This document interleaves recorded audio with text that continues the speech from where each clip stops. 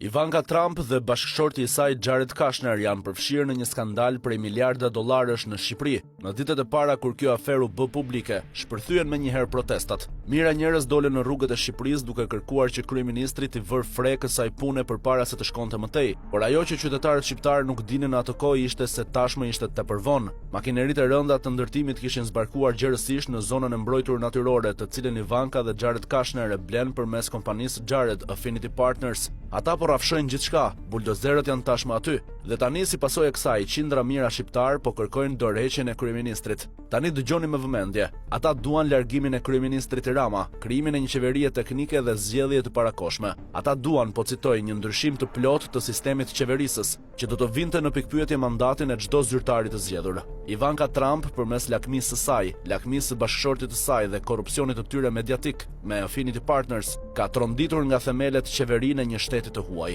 Tani kryeministri Edi Rama ka marrë fund. Edhe nëse nuk jep dorëheqjen, gjë që nuk besoj se do ta bëj, ai nuk do të mbajë më kurrë asnjë post publik për pjesën tjetër të jetës së tij dhe nuk do të ketë një pension të qetë dhe të lumtur pasi të lërë detyrën. Ai tashmë është kthyer në një figurë universalisht të urryer në vendin e tij dhe vetmja mënyrë se si mund të gjej pak qetësi është të largohet nga vendi që po e çon drejt rrënimit. Tani shtrohet pyetja, pse? Pse janë të gjithë kaq të tërbuar me këtë që po ndodh? Ja cila është arsyeja? Qeveria shqiptare i dha projektit statusin e investitorit strategjik, duke anashkaluar tenderet publik dhe duke i hequr tokës statusin e zonës mbrojtur. E gjitha kjo pa i bërë të ditur marrëveshjen as parlamentit dhe as publikut. Pra ky është korrupsion shtetëror në nivelet më të larta, nga vetë kryeministri. Makineritë e rënda hynë pa leje ndërtimi. Rojet private të sigurisë tërhoqën zvarr protestuesit mjedisor përpara kamerave, dhe ajo që kritikët e cilësojnë si një grabitje të pastër toke u bë virale brenda natës. Qindra mijëra shqiptar kanë vërshuar që atëherë në kryeqytet me pankarta ku shkruhet: Shqipëria nuk është një çantë Gucci që shitet me ulje.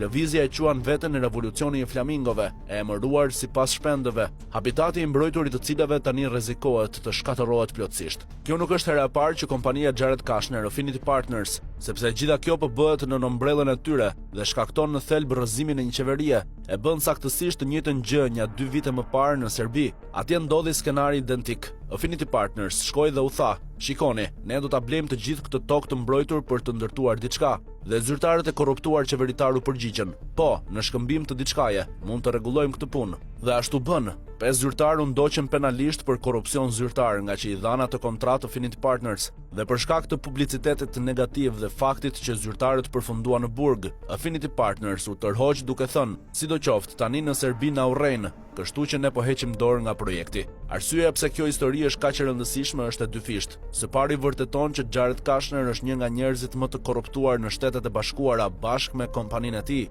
Së dyti, e njëjta gjë mund të ndodhe edhe në Shqipëri. Nëse reagimi i ashpër i publikut vazhdon dhe nëse ky revolucioni i flamingove merr për masa edhe më të mëdha, ne mund të shohim rrëzimin e kryeministrit Rama, mund të shohim zgjedhje të parakoshme dhe Affinity Partners mund të dëbohet mediatikisht me turp dhe një herë tjetër. Kjo natyrisht nëse nuk do të ndiqen penalisht apo jo. Të shpëtojnë pa ndërtuar resortin në skenari më i mirë për ta. Nëse ka pasur qoftë dhe $1 rishfet në këtë mes, ata duhet të përfundojnë në gjyq. Dhe të jemi të sinqert, kur sheh provat, çdo gjë është e qartë. Nuk kishin leje dhe parlamenti u mbajtë në errësirë të plot. E gjithë kjo aferë kundërbon erë e rënd korrupsioni. Unë refuzoj të besoj se kryeministri i Shqipërisë nuk ka marrë diçka në këmbim. Duhet të ketë pasur patjetër një shkëmbim nderesh, që çdo gjë të bëhej fshehurazi larg syve të publikut, sepse nëse kjo do të ishte një procedurë normale, ku dikush thjesht kërkon të blejë tokë për të ndërtuar një resort luksoz, do të ndiqeshin rrugët ligjore dhe do të nxirreshin lejet përkatëse përpara se buldozerët të hynin në rezervatin e flamingove.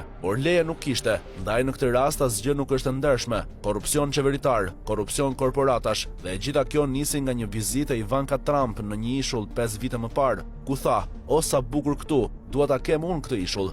Dhe tani për shkak të lakmisë dhe vanitetit të saj, ajo ka rrëzuar faktikisht një qeveri të huaj, e cila duke pasur parasysh këtë nivel korrupsioni, ndoshta e meriton të rrëzojë gjithsesi. Kështu që mbase Ivanka duhet parë si një heroin që ekspozoi një korrupsion qeveritar kaq masiv, sikur të bënte të njëjtën gjë edhe për qeverinë e babait të saj.